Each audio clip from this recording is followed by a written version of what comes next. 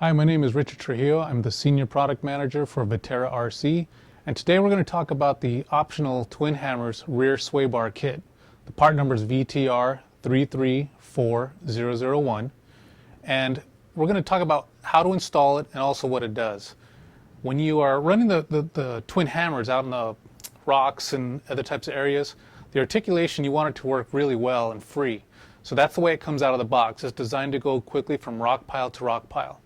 So with the sway bar, you'll be able to stiffen up that suspension a little bit for high-speed desert type running.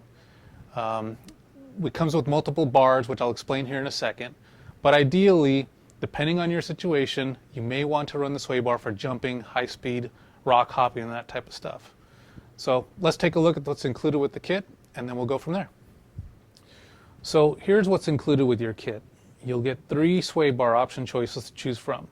Green is the stiffer bar, silver is medium, yellow is soft.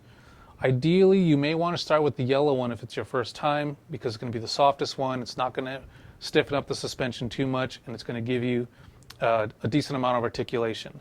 But as you increase the speeds, if you've upgraded a brushless system or you're running a 2S or a 3S system, you're going to want to probably stiffen up a little further. But again, that's why we include 3 bars so you can choose from there. What's included in the hardware are 4 of these ball cups with 2 large set screws. These will be connected in between these 2 here, and it'll allow it to capture onto the end of the sway bar and onto the suspension arm where the other pivot ball is at. You're going to get these pivot balls here. These have a hex. These are for the lower ones. These will go down onto the shock and will allow you to attach the sway bar to that. These ball studs here that have a round chamfer at the end and a set screw, those will actually attach to the sway bar. That again is going to connect between these links here, and it's what you'll be using.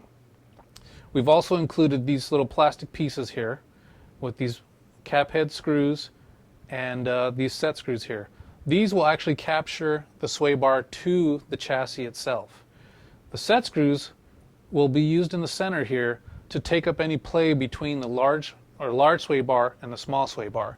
You'll have a little bit of slop in there depending on which one you're using. You can tighten the set screw down to eliminate some of that slop. So that's what's included with the kit. What you'll need to actually install it will be a 1.5 millimeter Allen wrench, which is included with your Twin Hammers kit. I'm going to be using a powered driver. If you do use a power driver like I'm using, make sure your settings are very soft on the clutch so you don't over tighten. You are screwing into plastic and you don't want to strip it out. So you'll be needing a 1.5, a 2 millimeter. The 2 millimeter will be used on the lower shock mount to hold it in place while you attach the threaded ball stud. You'll need your Viterra wrench that came with your Twin Hammers. That'll be used to secure the ball stud as you're attaching it to the bottom of the arm, shock arm. And your Viterra cross wrench. That'll be used again for multiple parts. And a set of pliers. And like I said here, I have a power screwdriver. Not necessary, you can use the L wrenches, or if you have some good hex wrenches, you can use those. Now that we've shown you what you got included here and what tools you're going to need, let's move on to the installation. Okay, so to help aid in getting this video done a little bit quicker so you're not sitting here watching me build every single part, I went ahead and actually pre-built most of the components. Now, first thing you're going to want to do is take the ball stud that holds a set screw. You're going to want to attach that to your sway bar. Make sure that you don't push the sway bar past the end of the hole on the pivot ball. If you do, that's going to bind up on the plastic ball cup that attaches the sway bar to the suspension arm. You're going to want to do both sides. Ideally, you should have the set screw set up outward. That way it's consistent when you go to tighten it down onto the sway bar. After you've done that, you're going to want to assemble your tie rods. These 2 will have a set screw in the middle. You're going to want about a 5 to 6 millimeter spacing between the 2 ball cups here. And you're also going to need to pay attention to mounting it so that one is away from the other, because you're going to have the ball stud up on the sway bar and one down on the arm. They're a little bit inverted from each other. Make sure that that's how you get them assembled. So we've got this assembled here. You want to snap it onto the ball stud. I'll do the same with this other one here. Take your pliers, trying to make room here so the camera can see. Snap it on. And there you go. You got your sway bar set. So now let's install it to the chassis. So now you're going to be installing your sway bar to your chassis. I went ahead and removed the battery tray just so it's a little bit easier to see for the video. It's not required, but again, it makes it easier for right now. And what you're going to do is you're going to install the little plastic piece here that captures the sway bar onto the chassis. As you can see, there's a groove or a slot right here for the chassis. These are where your two cap head screws are going to go. And then on this side, you'll see there's a set screw here. Again, you don't want to over tighten that. You just want to try and take some of the slop out of the smaller sway bar, or depending on which sway bar you're using, out. So you apply those there, and that will capture the sway bar. So I'm going to go ahead and install the second one since I already did the first one. Again, make sure your settings aren't too strong on your power driver. You don't want to over tighten it.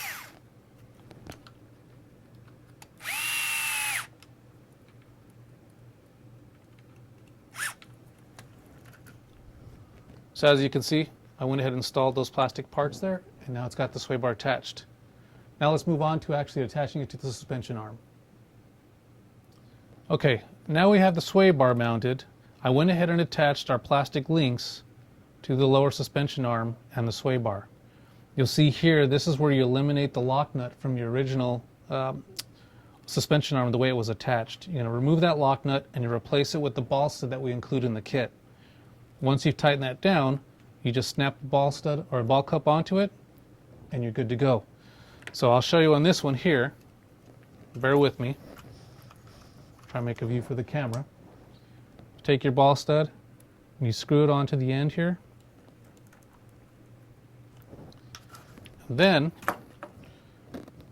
using your wrench that was included with your twin hammers kit, you're going to hold it there. Take your 2mm driver, make sure it's tightened down and secured to the arm. Now, you take a pair of pliers. You might be able to snap it on with your hands, but just to be safe, I'll use the pliers. I'm going to capture that way. And now you've got the sway bar fully attached to your car.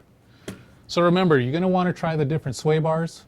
Start with the soft one is my suggestion. You can go to the firmer ones as you progress with your speeds or the terrain that you're using. But hopefully this video helped you out on how to attach the sway bar, and we'll see you next time. Thanks.